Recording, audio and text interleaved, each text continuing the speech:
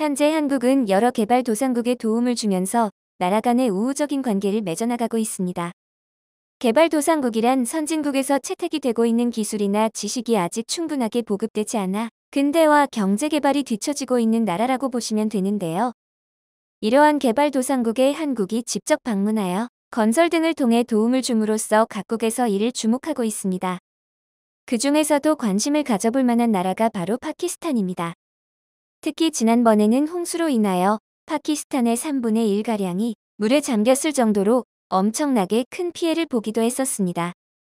이러한 폭우는 파키스탄에 있는 수백 개의 다리를 침수시켰고 이로 인해 이동이 불가해져 인력, 물자 등에 대한 단절까지 이어지게 되었습니다. 국토의 3분의 1이 물에 잠기고 이동까지 불가해졌다는 건 국가적 위기 상황이라고도 볼 수 있는데요. 이러한 피해가 발생하게 된 이유는 파키스탄의 지형 탓도 있습니다. 물론 많은 양의 비가 내린 것이 직접적인 이유이지만 홍수는 파키스탄뿐만 아니라 여러 나라에서도 흔히 볼 수 있는 자연재해죠. 하지만 대부분 건설을 통하여 홍수 피해에 대한 대비를 한 덕분에 큰 피해는 모면할 수 있었던 건데요. 반대로 파키스탄은 아직까지 이러한 상황에 완벽히 대비할 수 있는 상태가 아니기 때문에 국토의 3분의 1이 잠겼던 것이죠. 특히 파키스탄의 장관인 레만은 영국의 BBC 방송에 출연하여 인터뷰를 하기도 했었습니다. 레만 장관의 이야기를 들어보면 파키스탄의 상황이 매우 심각하다는 것을 알 수 있는데요.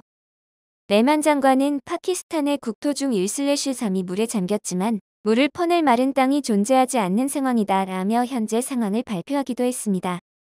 갑작스러운 홍수는 평소 파키스탄에 내리는 비의 양보다 무려 7배 이상 내린 폭우로 발생했습니다. 더 큰 문제는 피해액인데요. 무려 13조 이상의 피해액이 발생되었으며 아직까지도 장마는 끝나지 않은 상황이라 빠른 대책이 필요했죠.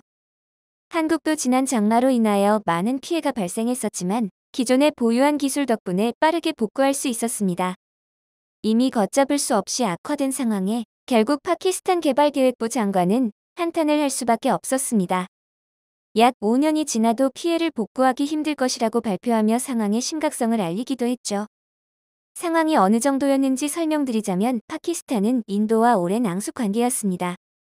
원래는 한 나라로 봐도 무방하지만 영국의 식민 지배로부터 독립을 한 후로 계속된 갈등과 종교적 대립으로 인하여 전쟁이 일어나고 이후에는 방글라데시, 인도, 파키스탄 각각 독립을 하게 된 것인데요. 파키스탄은 인도와 유독 사이가 좋지 않았고 현재까지 3년 정도 교역조차 단절한 상태였습니다. 하지만 파키스탄의 국가위기 상황에서 농작물 재배는 어려워졌고 마땅히 수출을 받을 수 있는 나라가 없다 보니 결국 인도로부터 채소를 수입하는 방안까지 검토 중이라고 하는데요. 일각에서는 비가 많이 왔다고 국토가 잠기는 게 말이 되느냐는 반응도 있었습니다. 이 안에는 사실 한 가지 이야기가 더 숨어 있는데요. 폭우가 오기 전에 이미 폭염을 겪고 있었습니다. 무려 49도까지 올라갈 정도로 숨막히는 폭염이 지속되었고 이로 인하여 북부에 있는 빙하가 녹게 되었습니다. 이 빙하가 녹으면서 엄청나게 많고 거대한 호수가 만들어졌고 범람을 하면서 홍수가 발생한 것입니다. 사실 아직까지는 파키스탄이 직접 인프라를 관리하여 꾸려갈 능력을 갖추지 않고 있지만 욕심 때문인지 섣부르게 자체 운영을 시작하다가 벌어진 일이라는 전문가의 의견도 다수 나왔는데요. 이 과정에서 중국은 파키스탄에 손을 내밀었고 두 국가에서 한국의 수자원공사, 대우건설을 상대로 1,200억 원대의 국제소송을 걸었다는 충격적인 소식이 전해졌습니다. 파키스탄이 어떠한 이유로 한국에게 국제소송을 걸게 되었을까요? 이유를 보면 참 안타깝고 어이가 없을 수도 있는 내용인데요.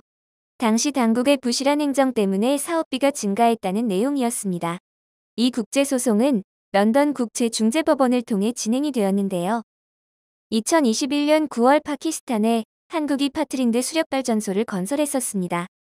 당시에 온실가스 감축이 뛰어난 실적을 내며 인정을 받고 41만 8천 톤의 탄소 매출권을 발급받기도 했었습니다.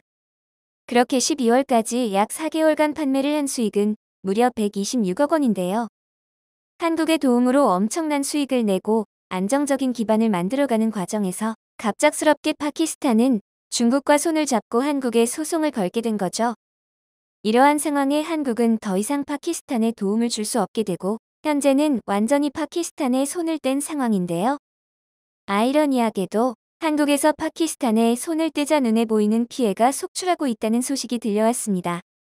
폭우로 인하여 다리 건축물들이 너무나도 힘없이 무너지는 영상이 올라온 건데요. 이 건축물들은 다름 아닌 중국이 지었던 것으로 밝혀졌습니다.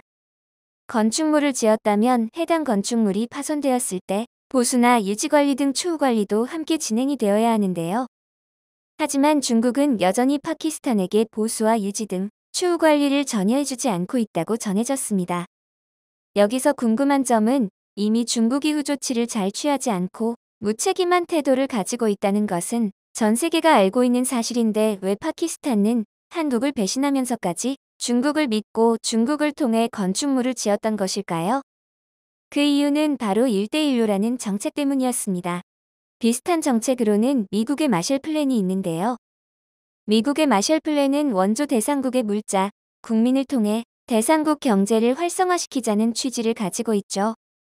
하지만 중국의 1대1로는 중국의 물자, 중국인 노동자를 이용하여 진행되기 때문에 실질적인 대상국의 발전이 어려운 정책이었습니다.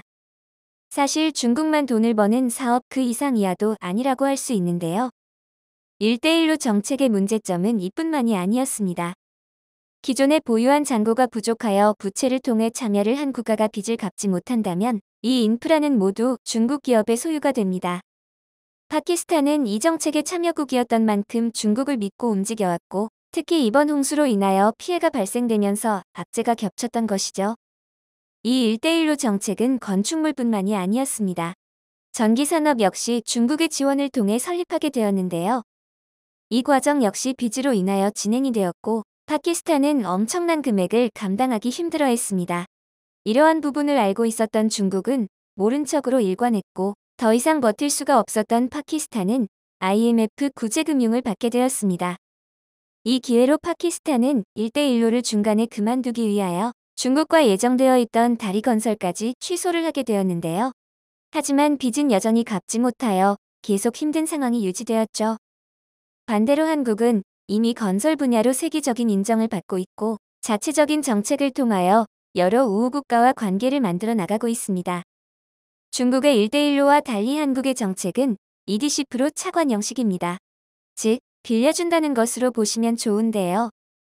EDC프는 개발도상국의 산업화와 함께 경제 발전을 지원하여 한국과의 경제 교류를 증진하기 위한 정책입니다. 다시 말해 사업수단이 아닌 경제 교류를 위한 정책이라고 볼 수 있습니다. 이 정책은 1987년 설립이 되었고 설립 의도 역시 과거 한국이 어려웠을 때 받은 지원을 이제는 한국이 다른 어려운 나라를 지원해주겠다는 의도로 설립되었습니다. 큰 공사에는 언제나 변수가 많고 여러 문제가 발생하기도 합니다.